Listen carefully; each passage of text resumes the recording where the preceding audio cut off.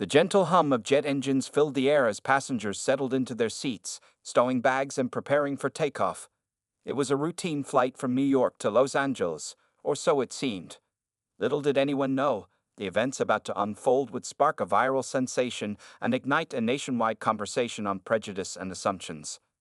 Among the sea of travelers was Marcus Thompson, a successful entrepreneur in his early 40s. Dressed in a comfortable hoodie and jeans, he blended in with the rest of the economy class passengers. His unassuming demeanor gave no hint of his true status or the pivotal role he was about to play in this unexpected drama. As Marcus made his way down the aisle, searching for his seat, a middle-aged woman with perfectly coiffed blonde hair and designer sunglasses perched atop her head caught his eye. She was struggling to lift her oversized carry-on into the overhead compartment, muttering under her breath about the lack of assistance. Being the gentleman he was raised to be, Marcus stepped forward. "Excuse me, ma'am, would you like some help with that?" he offered with a warm smile. The woman turned, giving Marcus a once-over. Her expression shifted from mild frustration to unmistakable disdain. "Oh," she said, her voice dripping with condescension. "I don't think that's necessary.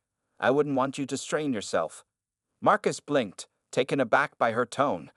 He opened his mouth to respond, but the woman cut him off. "Besides," she continued, her voice lowering to a stage whisper, "I'm not entirely comfortable with you touching my belongings. You understand, don't you?"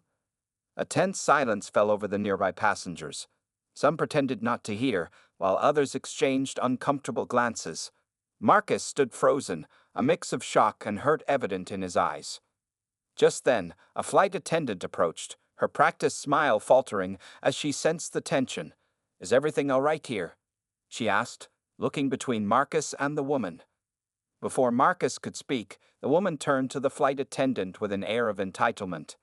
"Actually, no," she said, her voice rising. "I don't feel safe with this man near me or my belongings.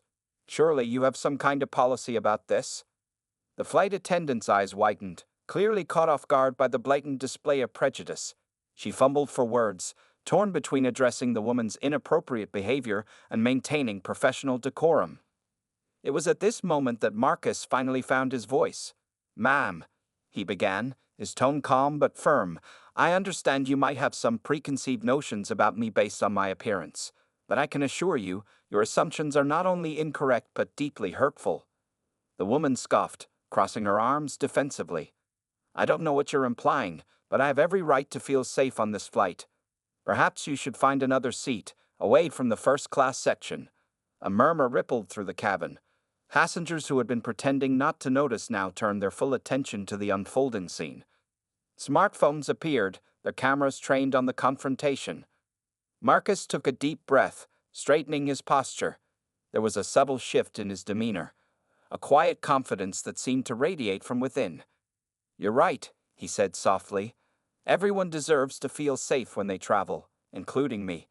He reached into his pocket and pulled out a small leather wallet. With deliberate slowness, he flipped it open, revealing a gleaming gold badge. "My name is Marcus Thompson," he announced, his voice carrying clearly through the hushed cabin. "And I'm not just a passenger on this flight." The woman's eyes widened, her mouth falling open in shock. The flight attendant gasped audibly, recognition dawning on her face. "I'm the owner of Skyline Airways," Marcus continued, "the very airline you're flying with today. This plane, it's one of many in my fleet. The staff you see around you, they work for me. And that first-class seat you're so eager to protect. I could sit there if I wanted to, but I choose to fly economy to stay connected with all our passengers." A stunned silence fell over the cabin, broken only by the sound of someone in the back slow clapping. Soon, others joined in, and a wave of applause swept through the plane. The woman stood rooted to the spot, her face flushing a deep crimson. She opened and closed her mouth several times, but no words came out. The superiority that had radiated from her just moments ago seemed to deflate like a punctured balloon. Marcus held up a hand, silencing the applause. "But this isn't about me," he said, his voice gentle but firm. "This is about something much bigger. It's about the assumptions we make, the prejudices we harbor, often without even realizing it." He turned to address the entire cabin, his gaze sweeping over the sea of faces, some ashamed, others inspired, all captivated. What happened here today is not unique. It happens every day, in every city, to people who look like me and to those who don't. But it doesn't have to be this way. The woman, still reeling from the revelation, finally found her voice. I didn't mean to, she stammered, her earlier bravado completely evaporated. Marcus held up a hand, silencing her. I know, he said softly. And that's part of the problem. We often don't mean to hurt others with our assumptions, but that doesn't lessen the impact. He turned back to the rest of the passengers, his voice gaining strength. Today, we have a choice. We can let this incident fade away, an uncomfortable memory on an otherwise forgettable flight. Or we can use it as a catalyst for change, a moment that sparks conversations, challenges our biases, and pushes us to be better. The cabin was silent, every passenger hanging on Marcus's words. Even the flight attendants paused in their preparations, moved by the unexpected turn of events. So, Marcus continued, a small smile playing at the corners of his mouth. Who's ready for a conversation that might just change the way we see the world? Because let me tell you, this flight is about to be anything but ordinary. As Marcus's words hung in the air, a palpable shift occurred in the atmosphere of the plane. The initial tension had transformed into something else entirely, a mix of anticipation, introspection, and the dawning realization that they were all about to be part of something truly extraordinary. But little did they know, this was only the beginning. As the plane prepared for takeoff, carrying its diverse group of passengers and one very unexpected airline owner, the stage was set for a journey that would transcend mere physical distance. What would happen next? How would this impromptu lesson in humanity unfold at 30,000 feet? And most importantly, what lasting impact would it have on those who witnessed it? The answers to these questions remained up in the air, quite literally, as the aircraft began its ascent, carrying with it not just passengers, but the potential for real, meaningful change. As the plane climbed higher into the sky, a buzz of conversations filled the cabin. Passengers turned to their neighbors, discussing what they had just witnessed. Some pulled out their phones, fingers flying as they shared the incredible story on social media. Within minutes, #Skyline Showdown was trending. Marcus remained standing in the aisle, his presence a focal point for the mix of emotions swirling through the aircraft. The woman who had sparked the confrontation sat rigidly in her seat, her earlier bravado replaced by visible discomfort. She kept her eyes fixed on her lap, avoiding the curious and sometimes accusatory glances from those around her. A young flight attendant approached Marcus, her hands trembling slightly as she spoke. Mr. Thompson, sir, I'm so sorry about what happened. If you'd like to move to first class, we can arrange that immediately. Marcus smiled warmly at her, placing a reassuring hand on her shoulder. Thank you, but that won't be necessary. I think I'm exactly where I need to be right now. He glanced around the economy cabin, meeting the eyes of his fellow passengers. In fact, I think we all are. As if on cue, the seatbelt sign dinged off. Marcus took this as his cue to address the cabin once more. Ladies and gentlemen, he began, his voice carrying clearly over the hum of the engines. I know this isn't how any of us expected this flight to begin, but I believe we've been given an opportunity here, a chance to have a real, honest conversation about the prejudices that still exist in our society. A middle-aged man in a business suit raised his hand hesitantly. Mr. Thompson, if I may, what you experienced was clearly wrong, but isn't this a bit extreme? Putting an entire flight on the spot like this? Marcus nodded thoughtfully. That's a fair question, he replied. And in normal circumstances, I might agree with you. But the problem is, these aren't normal circumstances. What happened here today happens all too often, usually without any resolution or learning opportunity. Today, we have a chance to change that narrative. From a few rows back, a young woman with vibrant blue hair spoke up. I recorded what happened, she said, holding up her phone. It's already got thousands of views online. People are furious. Marcus's expression grew serious. I appreciate your instinct to share this, but I'd like to ask that we keep this conversation within the confines of our flight for now. This isn't about public shaming or going viral. It's about understanding and growth. The blue-haired woman nodded, lowering her phone. A murmur of agreement rippled through the cabin. Now, Marcus continued, I'd like to hear from you. Has anyone here experienced something similar? Or perhaps you've been on the other side, making assumptions about someone based on their appearance. For a moment, the cabin was silent. Then, slowly, hands began to raise. A Hispanic man in his 30s stood up. "I'm a doctor," he said, his voice slightly accented. "You wouldn't believe how many times patients have assumed I'm part of the cleaning staff." An elderly woman nodded sympathetically. "I know what you mean, dear. People see my gray hair and immediately think I can't understand technology. I was a software engineer for 40 years. As more passengers shared their experiences, the atmosphere in the cabin began to shift. The initial tension gave way to a sense of shared understanding. Even those who hadn't personally experienced discrimination listened intently, their perspectives visibly shifting. Throughout it all, the woman who had confronted Marcus remained silent, her discomfort palpable. Marcus noticed her shrinking further into her seat with each story shared. He made his way down the aisle, stopping when he reached her row. "Ma'am," he said gently, "I know this must be difficult for you, but I want you to know that this isn't about punishment or shame. It's about growth. Would you be willing to share your perspective with us?" The woman looked up, her eyes glistening with unshed tears. I don't know what to say," she whispered. "I feel horrible. I never thought of myself as racist. But listening to everyone, I realize I've made so many assumptions without even thinking about it." Marcus nodded encouragingly. "That's a powerful realization, and it's the first step towards change. Would you mind telling us a bit about yourself? What led you to react the way you did?" The woman took a deep breath, her voice shaky as she began to speak. "My name is Karen," she said, eliciting a few stifled chuckles from the passengers familiar with the internet meme. She either didn't notice or chose to ignore it. "I grew up in a small town where everyone looked like me. It wasn't until I moved to the city for work that I really interacted with people from different backgrounds." As Karen continued her story, describing her sheltered upbringing and the unconscious biases she'd developed, the mood in the cabin shifted once again.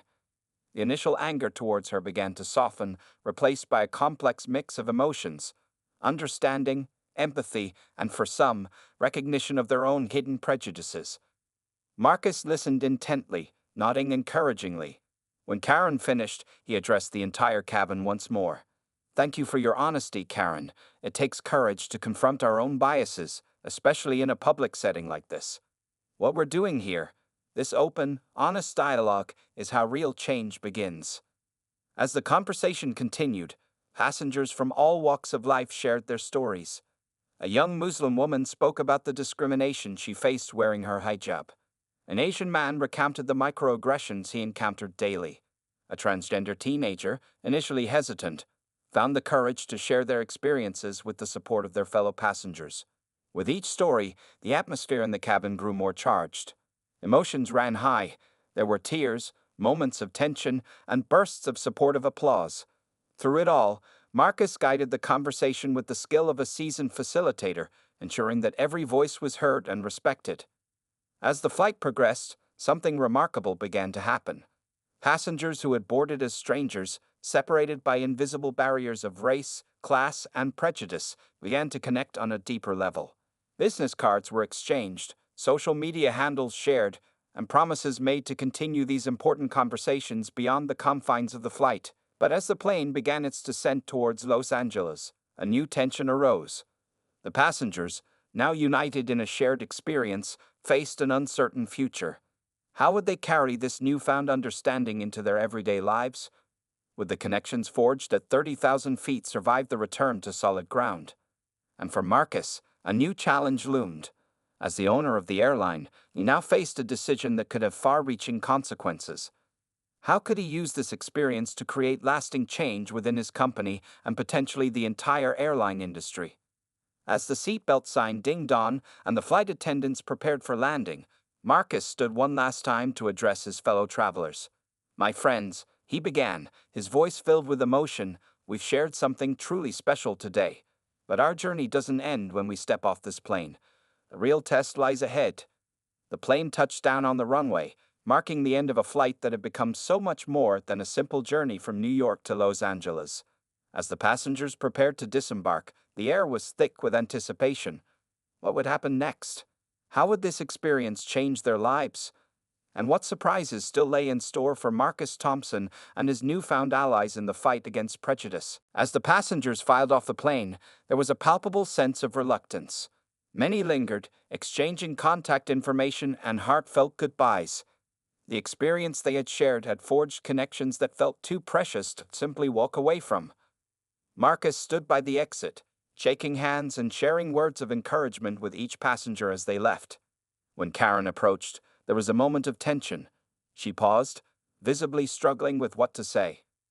"Mr. Thompson," she began, her voice barely above a whisper, "I can't begin to express how sorry I am. What I did was inexcusable." Marcus regarded her thoughtfully. "Karen, what happened today was difficult, but it was also necessary. The question now is, what will you do with this experience?" Karen straightened her shoulders, a look of determination crossing her face. "I want to learn, to do better. I know it won't be easy, but I'm willing to try." Marcus nodded, a small smile playing at the corners of his mouth. "That's all any of us can do. Keep trying, keep learning." As the last of the passengers disembarked, Marcus was approached by his chief of staff, Alicia, who had been waiting at the gate. Her expression was a mix of concern and excitement. "Sir, you won't believe what's happened," she said, holding up her tablet. "The video of the incident has gone viral. It's all over social media, and the press is clamoring for a statement. What do you want to do?" Marcus sighed, running a hand over his face. The bubble of the flight had burst, and now he had to face the realities of the outside world. "Let's head to the office," he said. "We need to get ahead of this." Meanwhile, in the arrivals area, the blue-haired woman who had recorded the initial confrontation was surrounded by a group of passengers from the flight. "I know Mr. Thompson asked us to keep it private," she said, "but this is too important. People need to see this." A heated debate broke out among the group.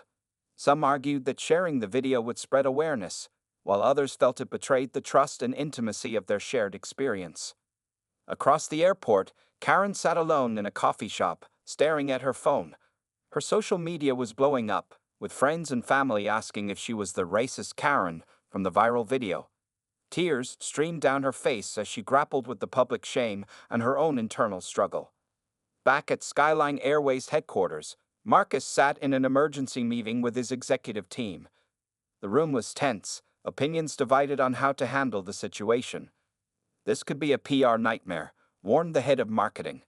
"We need to distance ourselves from the incident, maybe offer the woman compensation to keep quiet." "Are you kidding?" countered the HR director. "This is an opportunity to take a stand against discrimination. We should use this to launch a company-wide initiative on diversity and inclusion." Marcus listened to the arguments flying back and forth, his mind racing. He knew that his next move would define not just his company's response, but potentially set a precedent for how corporations deal with issues of racism and discrimination. As the debate raged on, Marcus's phone buzzed with a text from an unknown number. It was the young Muslim woman from the flight. "Mr. Thompson, I don't know if you'll see this, but I wanted to thank you. Today changed my life. I've always felt invisible, but for the first time I felt heard. Please don't let this end here." Just then, Alicia burst into the room. "Sir, we have a situation. A group of passengers from the flight are outside. They're demanding to speak with you." Marcus stood up, silencing the room. "I need to see them," he said firmly. As he made his way to the lobby, Marcus could hear the commotion. The group from the flight had grown, joined by curious onlookers and a few reporters who had caught wind of the story. Among the crowd, Marcus spotted familiar faces from the flight: the Hispanic doctor, the elderly software engineer, the transgender teenager, all united in their desire to keep the conversation going. At the front of the group stood the blue-haired woman, her expression a mix of defiance and hope. "Mr. Thompson," she called out as he approached, "we couldn't let it end on the plane. This is too important. We want to know what you're going to do next." Marcus looked out at the sea of faces, each one carrying the weight of their own experiences and the shared memory of their extraordinary flight. He took a deep breath, knowing that his next words would set the course for what was to come. "My friends," he began, his voice carrying across the now hushed lobby, "what we experienced today was just the beginning. But I promise you, it won't end here." As Marcus spoke, cameras flashed and phones recorded. Unbeknownst to him, his words were being live-streamed across social media platforms, reaching far beyond the confines of the airport. In a small town thousands of miles away, Karen's elderly parents watched the stream with confusion and shock, grappling with the image of their daughter that was being painted across the internet. In New York, the CEO of a rival airline viewed the unfolding events with keen interest, sensing both the threat and an opportunity in Skyline Airways' very public confrontation with racism. And in countless homes, offices, and public spaces across the country, people from all walks of life tuned in, drawn into a conversation that was rapidly expanding beyond the single flight or airline. As Marcus continued to address the crowd, promising action and change, the energy in the lobby was electric. But beneath the excitement and hope, currents of tension and uncertainty swirled. How would Skyline Airways translate this moment into meaningful, lasting change? Would the passengers who had shared their stories face backlash for speaking out? And how would society at large respond to this very public confrontation with the realities of everyday racism? The answers to these questions hung in the balance as Marcus finished his impromptu speech. "This is just the beginning," he declared, his voice ringing with conviction. "Together, we can turn this moment into a movement. Who's with me?" The crowd erupted in cheers, but as the initial wave of enthusiasm subsided, a sobering realization settled over the group. The real work, the challenging, uncomfortable, necessary work of confronting systemic racism and personal biases, was only just beginning. As the sun set on this extraordinary day, Marcus Thompson stood at the precipice of a journey that would challenge him, his company, and society in ways he could not yet imagine. The flight might have ended, but the true destination remained unclear, shrouded in the complexities of human nature and the long shadow of historical injustices. What would tomorrow bring? Only time would tell.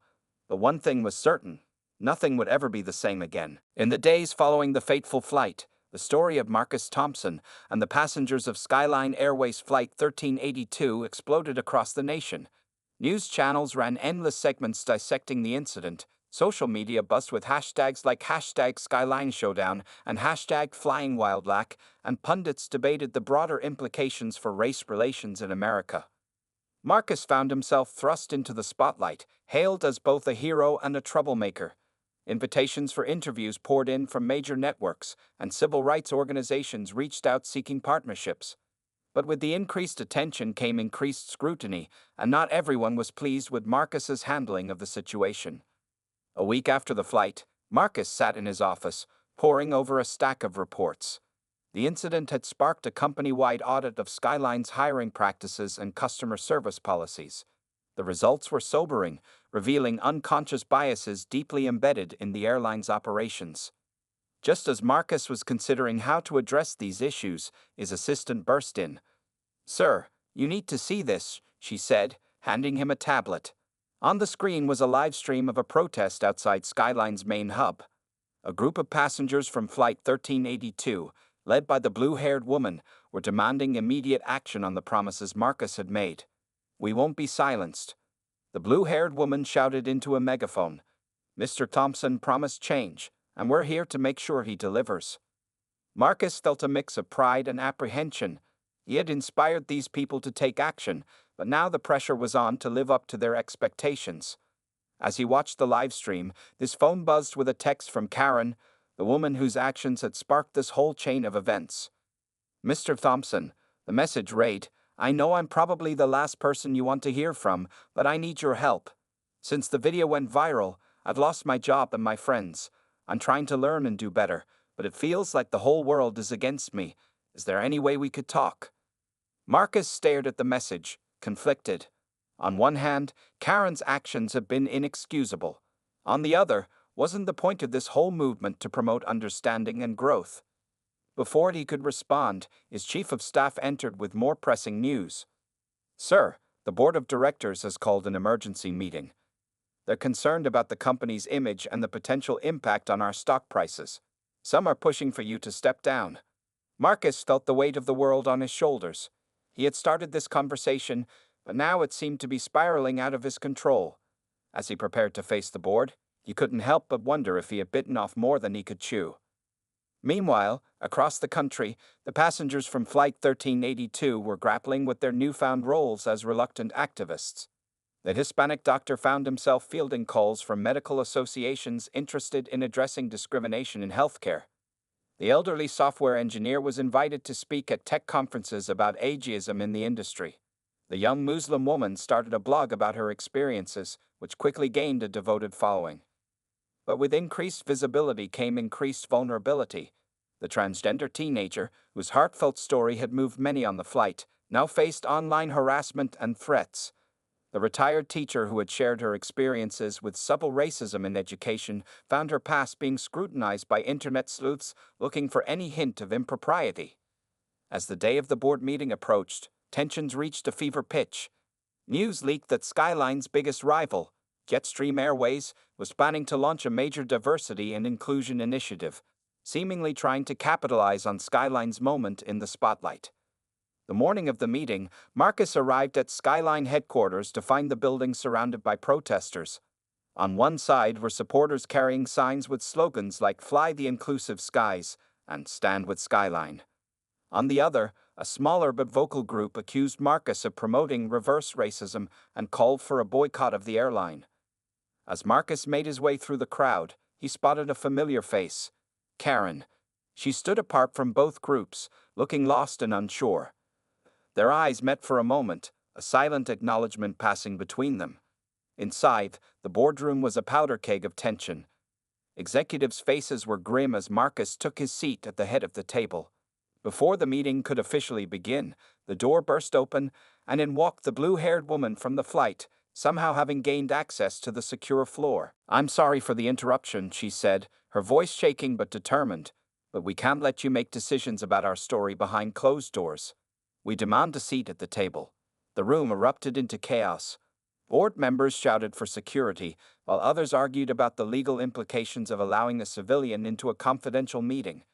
Through it all, Marcus remained silent, his mind racing as he tried to find a way through this crisis. As security guards approached the blue-haired woman, Marcus suddenly stood up, raising his hands for silence. The room quieted, all eyes turning to him expectantly. In this moment, Marcus knew that his next words would determine not just the fate of his company, but the trajectory of a movement that had grown far beyond that one flight. He took a deep breath, acutely aware of the weight of history on his shoulders. The tension in the room was palpable, everyone waiting to see how he would respond to this ultimate test of his leadership and principles.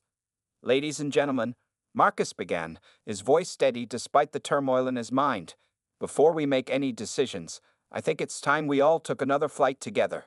A confused murmur rippled through the room. What did he mean? As Marcus began to outline his plan, the expressions around the table ranged from shock to intrigue to outright disbelief. Outside, the chants of protesters grew louder, the world waiting to see what would emerge from this closed-door meeting. Little did they know, the real journey was about to begin, one that would challenge everyone involved to confront their deepest beliefs and biases. As Marcus spoke, laying out a vision that was as audacious as it was risky, the future of Skyline Airways, and perhaps the conversation about race in America, hung in the balance. The climax of their story was approaching, but would it be a moment of triumph or the beginning of a spectacular fall? As Marcus finished outlining his audacious plan, a heavy silence fell over the boardroom. The blue-haired woman, who had been listening intently, was the first to break it. "Mr. Thompson," she said, her voice a mix of awe and skepticism, "what you're proposing, it's unprecedented. But how can we trust that this isn't just another corporate PR stunt?" Before Marcus could respond, the boardroom door burst open once again. This time it was Alicia, Marcus's chief of staff, her face pale with urgency. "Sir," she said, slightly out of breath, "you need to see this." She quickly turned on the large screen at the front of the room, switching to a live news broadcast. The reporter's voice filled the tense silence. "Breaking news. A group calling themselves True Sky Patriots has just released a statement claiming they've hacked into Skyline Airways systems. They're threatening to ground all Skyline flights unless the company, quote, returns to neutrality on social issues." The room erupted into chaos. Board members shouted over each other, some demanding immediate action, others insisting this was all Marcus's fault. The blue-haired woman stood frozen, the reality of how high the stakes had become suddenly hitting her. Marcus, however, remained calm. He raised his hand, and gradually the room quieted. "Ladies and gentlemen," he said, his voice steady, "this changes nothing. In fact, it only proves how necessary our next steps are." He turned to Alicia. "Get me in touch with the FBI's cybersecurity division, and then call Karen. Yes, that Karen. Tell her I need her help." Confused murmurs filled the room. Why would Marcus want to involve the woman who had started this whole controversy? Meanwhile, outside Skyline headquarters, the situation was escalating. Word of the hack had spread, and panic was setting in among the protesters. Some fled, fearing for their safety, while others became more agitated, demanding answers. In the midst of the chaos, a familiar face pushed through the crowd. It was the Hispanic doctor from the flight. He had seen the news and rushed over, sensing that his voice might be needed. As he approached the building, he noticed Karen standing alone, looking lost and afraid. Their eyes met, and for a moment, the doctor hesitated. But then, remembering the lessons of that fateful flight, he walked over to her. "Are you okay?" he asked gently. Karen looked up, tears in her eyes. I don't know what I'm doing here," she admitted. "I wanted to make things right, but now, everything's spiraling out of control." Just then, both their phones buzzed with a message from an unknown number. "Your presence is requested inside. Security will escort you. MT." Back in the boardroom, Marcus was in full crisis management mode. "Our systems are secure," he announced, "but the threat is real. These true Sky Patriots represent exactly the kind of ignorance and fear we're trying to combat. And that's why we're not backing down." He turned to the board members. "I'm proposing we move forward with our plan, but with a twist. We're going to live stream it." Gasps echoed around the room. "Live stream?" One executive sputtered. "Marcus, have you lost your mind? The liability alone." "Is exactly why we need to do this," Marcus interrupted. "We have a chance to turn this crisis into an opportunity for real, transparent change, but I can't do it alone." As if on cue, the boardroom door opened once more. In walked Karen and the Hispanic doctor, both looking uncertain but determined. "Everyone," Marcus said, "meet our new advisory board on diversity and inclusion." The room fell silent, all eyes darting between Marcus, Karen, and the doctor. The tension was palpable, years of corporate tradition clashing with the urgent need for change. Just then, Marcus's phone buzzed. He looked down, his expression unreadable as he scanned the message. When he looked up, there was a new intensity in his eyes. "Ladies and gentlemen," he said, his voice cutting through the tension, "I just received word. The hackers have made their move. Every Skyline flight currently in the air has been redirected to return to their origin airports." The room erupted once again, panic setting in, but Marcus raised his voice, commanding attention. "This is not the end," he declared. "This is where our real journey begins." He turned to the blue-haired woman, Karen, and the doctor. "Are you ready to make history?" As they nodded, a mixture of fear and determination on their faces, Marcus faced the board one last time. "We're about to embark on the most important flight in Skyline's history, and we're taking all of America with us." Outside, the crowd had grown, news of the hack spreading like wildfire. Passengers, protesters, and press all clamored for information, the air thick with tension and uncertainty. Little did they know, inside that boardroom, a plan was being set in motion that would not only determine the fate of Skyline Airways, but potentially reshape the conversation about race and prejudice in America. As Marcus and his unlikely team prepared to face the world, the question hung heavy in the air. Could they turn this crisis into a catalyst for real change, or would the weight of history and hatred prove too much to overcome? The stage was set for a showdown that would push everyone to their limits, forcing them to confront their deepest fears and prejudices. And as the sun began to set on this tumultuous day, one thing was certain. By the time this was over, nothing would ever be the same again. As the sun rose on what would become a historic day, Skyline Airways Flight 1382 prepared for takeoff. This wasn't just any flight. It was a bold experiment in confronting prejudice and promoting understanding, broadcast live to millions around the world.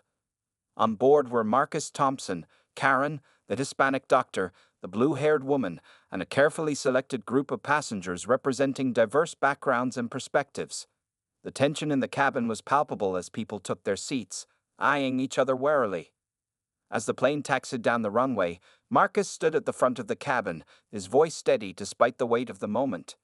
"Today," he began, "we're not just flying across the country. We're embarking on a journey to bridge the divides that separate us." The live stream began, and viewers around the world tuned in, curious and skeptical. What followed was a raw, unscripted dialogue about race, prejudice, and human dignity. Painful truths were spoken, tears were shed, and moments of unexpected connection blossomed. Karen, visibly nervous, stood to address the cabin. "I'm here because I made a terrible mistake," she said, her voice shaking. "But I'm also here because I want to learn to do better." Her vulnerability sparked a series of honest conversations as passengers shared their own experiences with bias and discrimination. Meanwhile, on the ground, the situation was reaching a boiling point. The True Sky Patriots had escalated their threats, demanding that the flight be grounded immediately. FBI cybersecurity experts worked frantically to trace the source of the hack, racing against time. As the flight reached its halfway point, something remarkable began to happen. Viewers watching the live stream started sharing their own stories, flooding social media with messages of support and personal revelations about confronting their own biases. Just as it seemed the experiment was succeeding, alarms blared in the cockpit. The hack had breached deeper than anyone realized, and critical systems were failing. The pilot's voice crackled over the intercom, tense but professional. "Ladies and gentlemen, we're experiencing some technical difficulties. Please remain calm and seated." Panic rippled through the cabin. This was no longer just a social experiment. Lives were at stake. Marcus exchanged a look with the blue-haired woman, both realizing the gravity of the situation. In that moment of crisis, something extraordinary happened. Passengers who had been sharing their stories of division now banded together. The Hispanic doctor tended to an elderly woman having an anxiety attack. Karen, overcoming her own fear, helped calm a group of frightened children. As the plane began its emergency descent, Marcus made a decision. He approached the cockpit, conferring briefly with the pilots. Then, returning to the cabin, he addressed not just the passengers, but the millions watching worldwide. "We started this flight to show that we could overcome our differences," he said, his voice steady despite the chaos. "Now, we have a chance to prove it. Our lives depend on working together, regardless of race, religion, or background. This is the true test of our humanity." What unfolded next was a testament to the human spirit. Passengers from all walks of life worked together, following the crew's instructions and supporting each other through the tense descent. The live stream captured it all: moments of fear, courage, and unexpected unity. As the plane touched down safely at a small regional airport, cheers erupted both in the cabin and around the world. The True Sky Patriots' threat had been neutralized, their identities uncovered by a joint effort of cybersecurity experts and unlikely allies who had been inspired by the flight's message. In the aftermath, as passengers disembarked on shaky legs, hugging and crying, Marcus stood to the side, overwhelmed by what had transpired. Karen approached him, tears in her eyes. "Thank you," she said simply, "for giving me a chance to change." The blue-haired woman joined them, her earlier skepticism replaced by a look of wonder. "I think," she said slowly, "we just changed the world." As the group walked towards the terminal, where a crowd of reporters waited, Marcus's phone buzzed. It was a message from the president. "Mr. Thompson, your country needs you. We're establishing a new task force on national unity, and we want you to lead it." Marcus looked up at his unlikely team. Karen, the blue-haired woman, the Hispanic doctor, and all the others who had taken this journey with him. He smiled, realizing that their work was far from over. In fact, it was just beginning. As they stepped into the glare of camera flashes, Marcus knew that the real challenge lay ahead. The flight may have ended, but the journey to true understanding and equality was ongoing.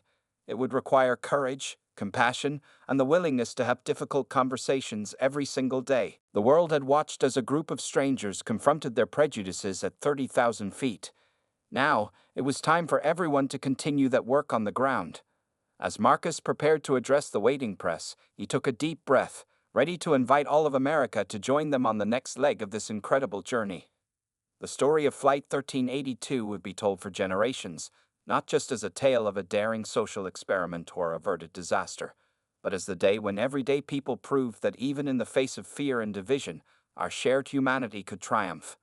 It was a powerful reminder that sometimes the most important journeys are the ones that change us from within. As the dust settled on the dramatic events of Flight 1382, the world watched with bated breath to see what would happen next. Marcus Thompson, flanked by his unlikely allies, stood before a sea of reporters, their cameras flashing incessantly. "Today," Marcus began, his voice steady and clear, "we've witnessed something extraordinary. Not just the averting of a potential tragedy, but the birth of a movement that proves we can overcome our differences and work together, no matter the challenges we face." Karen stepped forward, her earlier shame replaced by a quiet determination. "I stand here as living proof that people can change," she said, her voice wavering slightly. "My actions at the start of this journey were inexcusable, but the kindness and understanding I've been shown have opened my eyes. We all have biases. We also have the power to confront and overcome them." The blue-haired woman, who had once been Marcus's fiercest critic, now stood shoulder to shoulder with him. "This isn't the end," she declared. "It's a beginning. We've seen what's possible when we truly listen to each other, when we confront our prejudices head-on. Now, it's time to take this conversation to every corner of our nation." In the days that followed, the story of Flight 1382 dominated headlines and social media. Hashtag Skyline Unity became a rallying cry for those seeking to bridge divides in their own communities. The passengers from the flight found themselves thrust into the spotlight, sharing their experiences on talk shows and at community events. The Hispanic doctor, inspired by his role in the mid-flight crisis, launched a nationwide initiative to address racial disparities in healthcare. "What we experienced on that plane," he said in an interview, "was a microcosm of the challenges we face in hospitals every day. It's time we talked openly about these issues and worked together to solve them." Karen, once the face of casual racism, now embarked on a journey of education and redemption. She enrolled in diversity and inclusion courses and began speaking at schools about the importance of recognizing and addressing one's own biases. Her story of transformation resonated with many who saw themselves in her initial ignorance and subsequent growth. The True Sky Patriots, the group behind the hacking attempt, were quickly apprehended thanks to the combined efforts of the FBI and a group of ethical hackers inspired by the flight's message of unity. Their trial became another flashpoint for national discussions about extremism and the power of dialogue over division. Skyline Airways, under Marcus's leadership, underwent a complete transformation. The company launched a comprehensive review of its policies and practices, implementing sweeping changes to promote diversity and inclusion at every level. Other airlines took notice, and soon, the entire industry was re-examining its approach to these crucial issues. But perhaps the most significant change was happening on a grassroots level.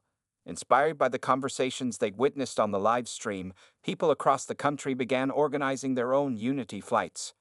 Local events where diverse groups came together to have honest, sometimes difficult, but always meaningful discussions about race and prejudice. 6 months after the fateful flight, Marcus found himself in Washington, D.C., preparing to testify before Congress on the newly formed National Unity Task Force. As he waited to be called, he reflected on the incredible journey that had brought him to this point. He thought of the passengers from Flight 1382, many of whom had become close friends and valued advisors. He remembered the fear in the cabin when the systems failed, and the incredible courage and unity that followed. Most of all, he thought about the countless stories he'd heard since then, of people inspired to confront their own biases, to reach out across divides, to make a difference in their communities. As Marcus took his seat before the congressional committee, he felt the weight of expectation on his shoulders. But he also felt hope, a hope born from the knowledge that change was possible, that people could come together even in the most challenging circumstances. "Members of the committee," Marcus began, "I come before you today not as a CEO, not as a public figure, but as an American who has seen firsthand the power of unity in the face of division. The story of Flight 1382 is not just about one plane or one company. It's about all of us and the choice we face as a nation." As Marcus spoke, detailing the lessons learned and the work still to be done, the room fell silent. Even the most hardened politicians found themselves moved by the sincerity and urgency of his words. "We stand at a crossroads," Marcus concluded. "We can continue down the path of division and fear, or we can choose to come together, to have the difficult conversations, to see the humanity in one another. The journey we started on that flight must continue, not just in the halls of power, but in our schools, our workplaces, our communities. It's a journey that belongs to all of us." As Marcus finished his testimony, the room erupted in applause. It was a rare moment of unity in an often divided chamber, a testament to the power of the message he carried. Outside the hearing room, Marcus was met by a familiar group. Karen, the blue-haired woman, the Hispanic doctor, and several other passengers from Flight 1382. They had all come to Washington to support him and to continue spreading their message of unity. "Well," the blue-haired woman said with a grin, "looks like we're not done flying yet." Marcus laughed, feeling a surge of affection for this unlikely family he had found. "No," he agreed, "I think our journey is just beginning." As they walked out of the Capitol building together, they were met by a crowd of people holding signs with messages of support and unity. Among them, Marcus spotted faces he recognized from the many stories and messages he received since the flight. People whose lives had been touched and changed by what they had witnessed. In that moment, looking out at the diverse crowd united by a common purpose, Marcus felt a profound sense of hope. The road ahead would not be easy. There would be setbacks, challenges, and moments of doubt. But there would also be moments of connection, of understanding, of shared humanity. The story of Flight 1382 had started as a tale of prejudice and fear, but it had become something much more, a catalyst for change, a beacon of hope, a reminder of what was possible when people came together with open hearts and minds. As Marcus and his team prepared to address the crowd, he knew that the real work was just beginning. But he also knew that they weren't alone. Across the country, in communities large and small, people were having conversations, confronting biases, and building bridges. The journey that had started at 30,000 feet was now firmly on the ground, carried forward by countless individuals committed to making a difference. And while the destination might still be far off, every step taken, every mind opened, every connection made was a victory worth celebrating. As Marcus stepped up to the microphone, he felt a sense of purpose stronger than anything he had ever known. This was more than a movement now. It was a mission, a calling that would define not just his life, but the lives of all those who chose to answer its call. "My friends," he began, his voice carrying across the crowd and beyond, "to all those watching and listening across the nation, our flight may have landed, but our journey continues. Together, we can build a future where unity triumphs over division, where understanding defeats prejudice, where our shared humanity is stronger than anything that seeks to divide us. Who's ready to take this journey with us?" The crowd erupted in cheers, a sound of hope and determination that seemed to echo across the Capitol and beyond. As Marcus looked out at the sea of faces, diverse in color, age, and background, but united in purpose, he knew that this was only the beginning. The story of Flight 1382 would be told for years to come, not as an ending, but as a beginning. The day when a group of strangers on a plane showed the world that change was possible, that unity could triumph over division, and that the greatest journeys often start with a single courageous step. And as the sun set on Washington, D.C., casting a golden light over the gathered crowd, the promise of a new dawn, a dawn of understanding, empathy, and true equality, seemed closer than ever before. The flight had ended, but the journey towards a more united future had only just begun.